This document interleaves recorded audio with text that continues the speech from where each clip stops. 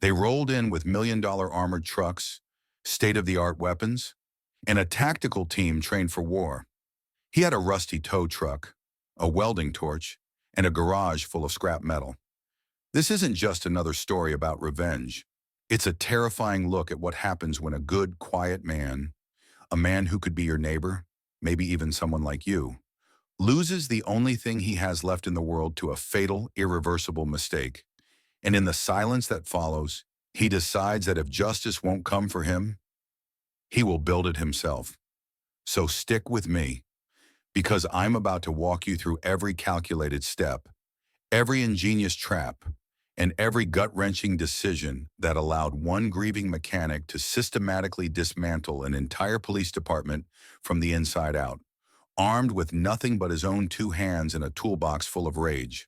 They say that every great tragedy begins not with a bang, but with a moment of perfect, unsuspecting peace. A moment so pure and good that it feels like it should last forever. This is the story of one of those moments. The story of the day the world broke. It all started with the smell of charcoal and the sound of laughter, drifting through the humid, late summer air of Port Sterling. In the heart of the Iron District, a neighborhood built on steel and sweat, Leo Maxwell stood over his grill like a king on his throne. He was a big man, broad-shouldered, with hands that were permanently stained with the grease and grit of his auto shop. But on a Saturday afternoon like this, those same hands moved with a gentle precision, flipping racks of ribs with a practiced ease. His apron, faded in black, read, Iron District Pitmaster. And in this moment, that title was everything. This wasn't just a cookout, it was a ritual, a sanctuary. The one place where the noise of the outside world, with its headlines and heartaches, couldn't touch them. On the porch, his nephew, Alex Reyes, held court. 18 years old, wiry and bright-eyed, with a smile that could disarm anyone. He was showing off his new laminated college ID like it was a winning lottery ticket. State University, it read, first in the family. The pride radiating off him was a tangible thing, something you could almost reach out and touch. Uncles clapped him on the back, aunts kissed his cheek, and the old-timers nodded in slow, deliberate approval. The long folding table was a patchwork of paper plates and red plastic cups. Aluminum pans gleamed with cornbread, macaroni and cheese, and collard greens. The air was heavy with spice and joy. Leo paused, tongs in hand, and just took it all in. His sister, Alex's mom, laughing with a neighbor. Old Mr. Henderson pouring sweet tea into cups like it was fine wine. Somewhere, a speaker played old R&B, smooth and low. For a brief, perfect moment, everything felt right. Everything felt safe. They were winning. Maybe not in the way the world keeps score, with money or status. But here, on this little dead-end street, surrounded by people who had watched each other grow up, cry, and heal, this was what victory looked like. Alex hopped down from the porch, a fresh plate in his hand, piled high with ribs and mac and cheese. "Don't you drop that," Leo called out with a grin, the kind only a proud uncle could wear. Alex just laughed, holding the plate up like a trophy, his shoulders still so full of promise. The sunlight streamed through the leaves of the old oak tree, casting golden patches across the yard. A breeze rolled through, making the paper napkins flutter. The entire scene felt wrapped in a kind of peace that shouldn't have had an expiration date. Nobody saw the storm coming. It wouldn't arrive with thunder from the sky. It would arrive with tires on asphalt. A low rumble, at first barely audible over the music. Brakes hissed. Then the shouts. From the end of the block, a convoy of black, armored trucks stormed onto the street. They fanned out like a soulless machine, doors slamming open as officers in full tactical gear spilled out. Black helmets, visors down, rifles up. The laughter died first. Conversations froze mid-sentence. Neighbors screamed. Some dropped to the ground. Others grabbed their children and scrambled indoors. Leo stood frozen at his grill, tongs still in his hand. Barbecue sauce dripping onto the hot coals below, sizzling into nothing. He watched his street, his home, turn into a war zone in a matter of seconds. His eyes locked onto the lead officer, who was pointing directly toward his sister's small brick house where Alex lived. "That's the wrong house," Leo's voice cracked with an urgency that nobody heard. "You got the wrong house." But it was already in motion. One of the trucks screeched to a halt just inches from the walkway. Boots thundered across the lawn that Alex had mowed just 2 days before. A battering ram was raised. Impact. The front door exploded inward, splinters of wood flying into the living room. Leo dropped the tongs. He ran. He didn't get far. An officer slammed into him, tackling him hard into the dirt. A knee dug into his spine, and cold steel pressed behind his ear. He could hear the grill still sizzling behind him, and in front of him, chaos. He screamed, his face mashed into the grass, his voice desperate. But it was swallowed by the sound of more boots, more shouting, more of his world breaking apart. Inside the house, Alex stood still, frozen. He hadn't been running. He hadn't moved. His hands were up on instinct. One of them still held that paper plate. Ribs, mac and cheese, cornbread. The TV was still on, a football game flickering in the background. On the kitchen counter sat a framed copy of his acceptance letter to State University. From the hallway, flashlights cut through the dim light like searchlights sweeping over dark water. A single red laser dot swept across the counter, the fridge, and then settled on his chest. 3 cracks, loud, final. The plate hit the tile first, ribs scattered like broken bones. Macaroni splattered against the baseboard. Then, Alex's legs buckled. He collapsed sideways, his temple striking the corner of a lower cabinet with a dull, sick thud. His hand was still curled slightly, as if reaching for a piece of cornbread that was no longer there. A smear of barbecue sauce streaked across his shirt, just below the collar. There was no scream from him, just a final, soft exhale. The kind of silence that swells when something irreversible has just happened. That wasn't just a raid that went wrong. It was the moment a future was stolen, a promise was shattered, and a peaceful world was destroyed beyond repair. All because of a fatal, unforgivable mistake. In every life, there is a moment of peace worth fighting for. But what happens when the fight is over before you even knew it began? What rises from the ashes of that peace? Grief is a strange and personal thing. For some, it's a flood of tears, a storm of shouting at the sky. For Leo Maxwell, it was the opposite. It was a deafening, crushing silence. A silence that hollowed him out from the inside. A silence he was about to fill with the clang of a hammer and the fire of a forge. The days that followed were a blur of muted colors and hollow sounds. The funeral felt like a dream he couldn't wake from. The sterile smell of lilies, the muffled sobs of his sister, the preacher's words about heaven and God's mysterious plan. They all just washed over him, unheard. He shook hands, he accepted condolences, but the man inside the suit was already gone. He was just an empty shell, going through the motions. Later that week, he found himself standing in the doorway of Alex's bedroom. He hadn't touched a thing. The bed was still perfectly made. The duffel bag, packed for a future that would never arrive, sat by the door. On the desk, a stack of engineering textbooks sat next to an open notebook, filled with Alex's neat, precise handwriting. Leo walked in slowly, the floorboards creaking under his weight. He didn't cry. The sadness was too deep for tears now. He ran his calloused fingers across the cover of a textbook. Then his eyes landed on a small plastic trophy on the shelf. State Robotics Champions. He picked it up.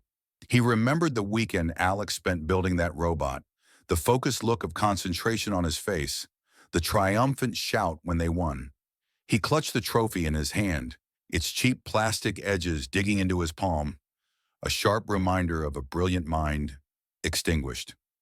He sat on the edge of the bed for hours, just sitting in the silence, until the sun went down and the room was filled with shadows. Then he went downstairs and turned on the small television in the living room. And that's when the silence finally broke. The face of the Port Sterling police chief filled the screen.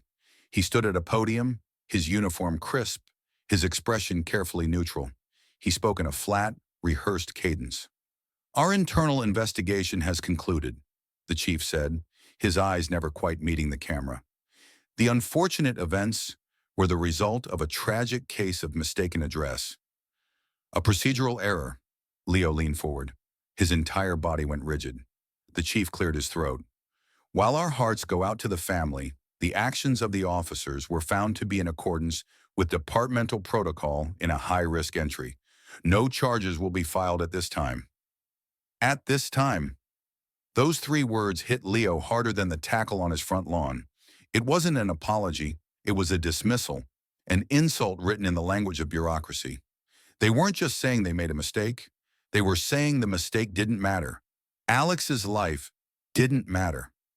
A single tear finally escaped Leo's eye. It wasn't a tear of sadness. It was a tear of pure, white-hot rage. He stood up, turned off the television, and walked out of the house. He didn't go home. He went to his shop. The Maxwell Auto and Repair sign flickered weakly in the darkness. He unlocked the heavy door and stepped inside, the smell of oil and old tires filling his lungs. But he wasn't there to fix anything. He was there to build. He started by clearing the central bay. He pushed a half-repaired sedan into a corner. He rolled a stack of tires into the shadows. Then he went to a large locked steel cabinet in the back, a cabinet he hadn't opened in years. He pulled out a dusty, folded set of blueprints from his time in the army. Schematics. Designs. He pinned them to the wall. He put on his heavy leather gloves. He pulled down his welding mask, the dark shield obscuring his face. For a moment, he was just a silhouette in the darkness. Then he struck the torch. A brilliant, searing blue-white flame erupted with a hiss, chasing the shadows away. It lit up his face behind the mask, a face that was no longer empty. It was filled with a terrible, absolute purpose. He picked up a steel plate. Then he picked up a hammer. And in the dead of night, the silence of Port Sterling was broken by the first, deliberate, rhythmic clang of steel on steel. He wasn't just building machines in that garage. He was taking all the broken pieces of his own soul and forging them into a weapon, piece by painful piece. Each spark was a memory of Alex. Each hammer blow was a strike against the injustice that took him. Purpose can be the strongest shield against despair. He had forged his shield. Now it was time to forge his sword. In a conventional war, the first shot is a declaration. It's loud, violent, and unmistakable. But Leo Maxwell wasn't fighting a conventional war. He knew that to send a message that truly sticks, you don't have to speak loudly. You just have to make sure the recipient can never ever forget hearing it. This was the first shot fired without gunpowder. For 2 weeks, the garage was Leo's entire world. He worked with a silent, relentless focus. And when his creations were ready, he took them out to the forgotten back roads of the county, long after midnight. He became a ghost, testing his own inventions in the lonely glow of his truck's headlights. He'd lay down a custom-made spike strip, the teeth sharpened like daggers, and drive his old tow truck right over it. The truck was now secretly reinforced with steel plates he'd welded into the wheel wells. The tires held, not a scratch. He'd test the small magnetic devices he'd built from road flares and spare parts. With the press of a button on a remote, they'd ignite not just with light, but with a screaming, theatrical fire, designed to cause panic, not to illuminate. He measured, he timed, he perfected. This wasn't rage, this was engineering. Then one quiet Tuesday night, the rehearsal was over. 2 Port Sterling patrol cars sat parked in front of a small 24-hour diner. The neon sign buzzed, casting a tired pink glow onto the asphalt. Inside one car, an officer was sipping lukewarm coffee. In the other, his partner was scrolling through his phone, bored, half asleep. It was the kind of dead-end quiet that marks the middle of a thankless night shift. From the far end of the street, Leo's rusted tow truck rolled into view. Its headlights were dim. Its engine coughed softly. It looked old, slow, and harmless. The cops didn't even look up as it cruised past. A little too slow, a little too deliberate. It stopped a couple of blocks away, melting into the shadows. And then, pop! A gut punch of sound. Both patrol cars rocked violently as their tires exploded in perfect unison. Coffee spilled. The officer on his phone fumbled for his sidearm, his heart suddenly hammering against his ribs. But before they could even radio it in, a second sound hit them. A low whoosh from underneath their cruisers. The flares ignited. These weren't normal flares. They roared to life like miniature volcanoes, spewing searing red and white fire from under the cars. Smoke mushroomed into the air, thick and acrid. Heat shimmered off the hoods, distorting the stars above.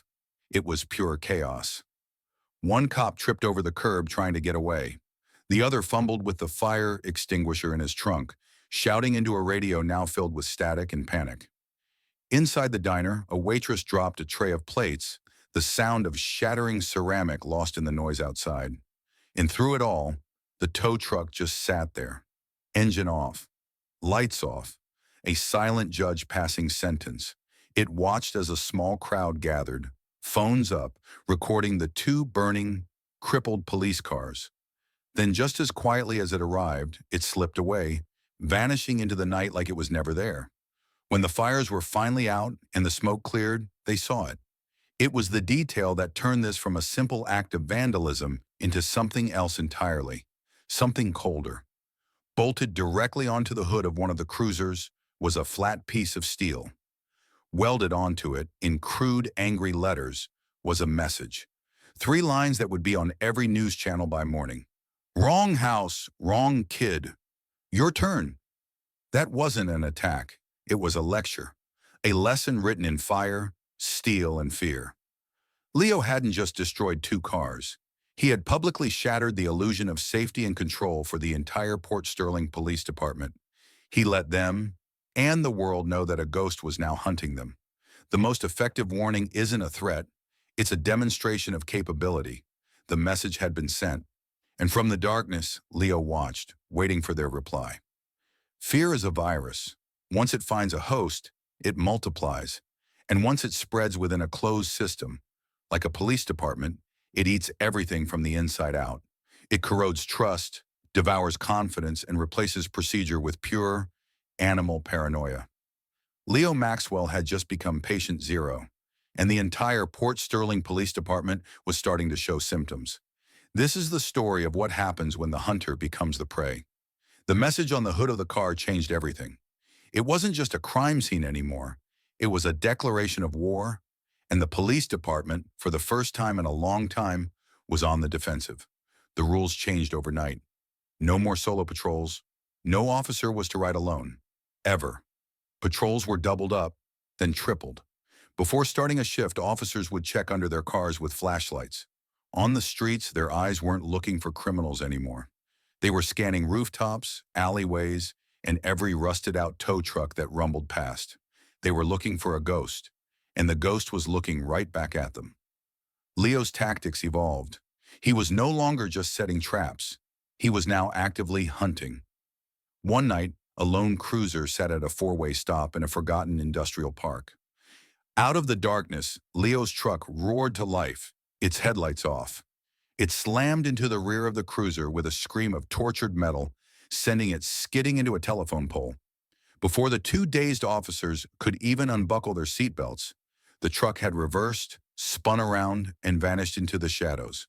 They told dispatch a tow truck hit them, but it felt more like a phantom. A week later, on a winding county road, another patrol unit wasn't so lucky. Leo had been there earlier.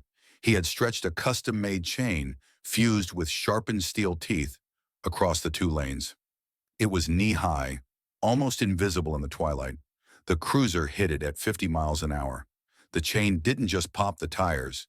It snagged the front axle, ripping it clean off. The car lifted, flipped sideways, and skidded for 100 feet on its roof in a blinding spray of sparks. The 2 officers crawled out of the shattered windows, bruised and bleeding, screaming into the empty woods. Leo was already gone, but the real damage wasn't happening on the streets. It was happening inside the precinct walls. The fear was becoming toxic. At one morning briefing, a veteran sergeant, a man with 25 years on the force, stood up and looked at the younger, cocky officers. "Wipe those smirks off your faces," he growled. "This isn't some street punk we're after. This is a man with a ghost on his shoulder and nothing to lose. He doesn't want your wallet. He wants your nerve. You better start showing some respect for what he can do before he takes a hell of a lot more than just your patrol car." The silence in the room was heavy. The fear now had a voice. Out in the Iron District, the police tried to apply pressure. They swarmed the neighborhood, knocking on doors, asking questions. But they were met with a wall of cold, silent stares. They had lost the community. They had become the enemy. 2 officers, frustrated, tried to intimidate an elderly woman sitting on her porch. She just looked at them with tired, fearless eyes. "Looking for your boogeyman?" she asked, her voice steady. "Everything he's doing now, you taught him on the day you shot that boy in his own kitchen. Now get off my porch." She went inside and shut the door. The message was clear. The Iron District would not give up its ghost. The final crack in the foundation came 3 days later. A young officer, barely a year on the force, was given his patrol assignment for the night. The Iron District. He stood up, placed his badge on the captain's desk and said, "I can't, sir." The captain's face turned red. "That's a direct order, son." The young cop shook his head, his voice trembling but firm. "My cousin played football with Alex Reyes.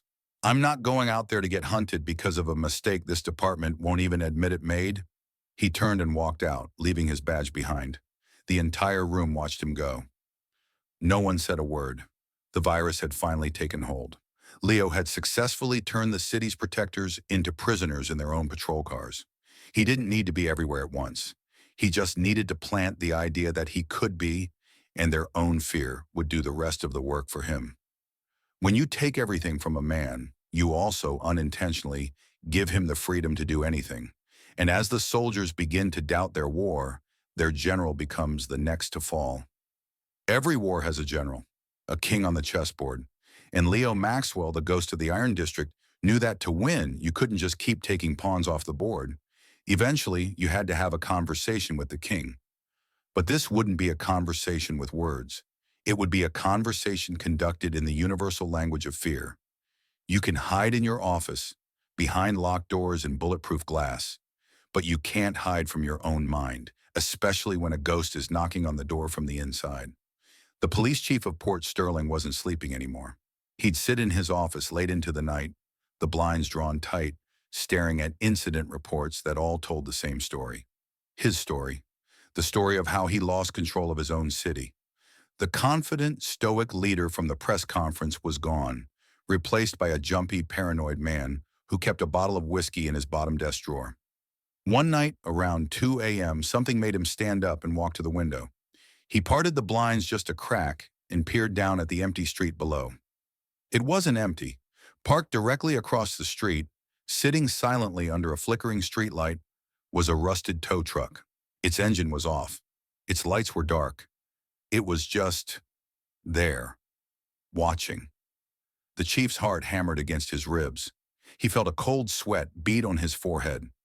He couldn't see a driver, but he didn't need to. He knew. He scrambled for his phone to call for units to surround the block. But by the time he looked back out the window, it was gone. Vanished, leaving him to wonder if he'd seen it at all, or if he was finally losing his mind. He started going home early, trying to pretend life was normal. He kissed his wife, played with his dog, watched TV. He tried to build a wall of normalcy around himself. But a few nights later, that wall came crumbling down. A soft knock at his front door. He opened it to find no one there. But on his welcome mat, placed perfectly in the center, was a single clean wrench. It looked brand new. He bent down, confused, and picked it up. His blood ran cold. Engraved neatly onto the handle was a small set of numbers. A date. The exact date of the raid that took Alex Reyes's life. This wasn't about the department anymore. This wasn't about patrol cars. This was personal. Leo had been to his home. He had stood on his doorstep. The message was clear. I can get to you. Anytime. Anywhere. That night, the chief didn't sleep in his own bed. He told his wife they were going on a last-minute trip. He checked his family into a cheap motel on the far side of the county under a fake name. He sat in the dark, anonymous room, a king without a castle, a man who had become a refugee from his own life. And it's a good thing he did, because at 3:17 a.m., the sky over his quiet suburban street lit up with a flash of brilliant orange. An explosion rocked the block, blowing the chief's house outward from the inside. Flames tore through the roof, sending chunks of siding and family photos raining down onto the perfectly manicured lawn. Neighbors screamed. Sirens wailed in the distance. The fire consumed everything. The kitchen where he had breakfast, the living room where he watched games, the life he had built. Leo had been watching. He knew the house was empty. This was never an assassination attempt. It was an execution. The execution of the chief's identity, his safety, and his authority. Leo didn't just blow up a house. He blew up the illusion of power that had protected its owner. He showed the entire city that their leader was just as vulnerable as anyone else. He was a man who had to run and hide in a cheap motel while his world burned to the ground. Sometimes the most effective way to defeat a king is to destroy his castle, showing everyone that underneath the crown he is just a man. The chief was gone, his career and his voice vanishing from the news overnight. But Leo's war wasn't over. There was still one final lesson to be taught. They thought they were an unstoppable force, a rolling fortress of steel and authority. So Leo Maxwell decided it was time to teach them one last, simple lesson. Not in justice, not in morality, but in physics. He was going to teach them about gravity, because every object, no matter how powerful or arrogant, must eventually obey its laws. This was the final lesson. A stretch of highway outside Port Sterling city limits. It was narrow, cracked, and lined with dark, imposing pine trees. Traffic was rare after midnight. That made it the perfect classroom. A SWAT transport van, a hulking black behemoth, was on its way back from a late-night training exercise. 5 men inside, tired, relaxed, their guards down. They were the elite, the muscle. They felt untouchable. They never saw the old tow truck pull onto the road ahead of them. It moved slowly, almost innocently, forcing the van to slow down. The SWAT driver sighed with annoyance, ready to blast his horn. But then the truck did something impossible. It lunged backward. With a violent jolt, 2 massive steel arms, hidden cleverly beneath the truck's frame, snapped out and locked onto the transport's heavy front bumper. A deafening shriek of metal on metal echoed through the night. The SWAT driver floored the gas, but it was like trying to fight an anchor. Leo's truck, secretly weighted and braced, dug in. The 2 vehicles were locked in a brutal, dragging battle across the asphalt, gravel spraying, rubber burning. Inside the van, the elite officers were thrown from their seats. Their confidence evaporated, replaced by sheer, dumbfounded shock. They were being manhandled. Their armored fortress was being dragged and controlled by a rusty junker. The feeling of invincibility they'd worn like a second skin was being ripped away. Then came the final move, the master stroke of a vengeful engineer. With a deafening roar from his engine, Leo veered his truck hard to the left. The tow arms twisted. The transport's immense weight shifted. For a horrifying second, the entire armored van lifted off the ground, its frame groaning under the impossible torque. It skidded sideways off the road, rolled once, then again with a sickening crunch of metal, and landed hard in a deep, muddy drainage ditch. It came to rest half submerged in murky water, smoke and the steam hissing from its crippled body. Above them, on a small ridge overlooking the scene, Leo stood beside his truck, the engine rumbling low. He just watched. He was a silent, motionless silhouette against the moonless sky. He watched as the dazed officers stumbled out of the wreck, coughing and shouting into the darkness. He offered no words, no warning, just the lesson. He had proven a simple truth. No machine is unbreakable. No system is without its flaws. And with the laws of physics and the fire of his own grief, he had just brought their most powerful weapon to its knees. Arrogance is always the greatest Achilles' heel of power. Leo turned, climbed back into the cab of his truck, and drove away. He didn't need to look back. He knew his work was done. He knew that from now on, whenever a Port Sterling cop saw an old rusted tow truck in their rearview mirror, they would remember. They would always, always remember. This was Leo's final, most dramatic act. What do you think this lesson was truly about? Was it about proving his power, or was it a final tribute to the young engineer who never got to be? Let us know your interpretation. The rain began to fall over Port Sterling, washing the grit from the streets but never the memories. Leo drove through the sleeping heart of the Iron District, his old tow truck cutting through the rainy darkness. The streetlights bled across his wet windshield, painting the cab in shifting colors of orange and white. He passed the old barbecue spot, now just a dark patch of grass. He passed his own house, its windows dark. Then he slowed as he passed the small brick house, where it all began. Alex's house. He didn't stop. He didn't even linger. He just looked at it for a moment, a silent acknowledgement, a final goodbye to the man he used to be. The man who hosted cookouts and held his nephew's trophies. That man was gone. He was the mechanic now, the iron ghost of Port Sterling. His grief hadn't disappeared, it had simply changed form. It was no longer an anchor of pain, but the fuel in his engine. He pressed his foot on the gas, and without a destination, without a home to return to, he drove on, disappearing into the rain-swept night. He is not a hero to be celebrated. He is a warning to be understood, a terrifying reminder of what can rise from the cracks of a broken system. When the official channels for justice become clogged with procedure and indifference, when a boy's life is dismissed as a clerical error, the story doesn't just end there. It festers. It transforms. It proves that when justice goes silent, sometimes the only voice left is the roar of an engine and the shriek of metal. His story poses a terrifying question to every single one of us. Where is your line? How far would you be pushed? How much would you endure before your own silence is no longer an option? If this story of the Port Sterling mechanic has moved you or made you think, please help us share it. In a world that is still filled with so many unheard cries for justice, stories like this, even fictional ones, are more than just entertainment. They are a necessary conversation. Let us know in the comments what part of Leo's journey will stick with you the most. And while you're down there, hitting that like button if you feel this story deserves it, and subscribing to the channel, it truly helps us to keep telling the stories that need to be told. Thank you for listening.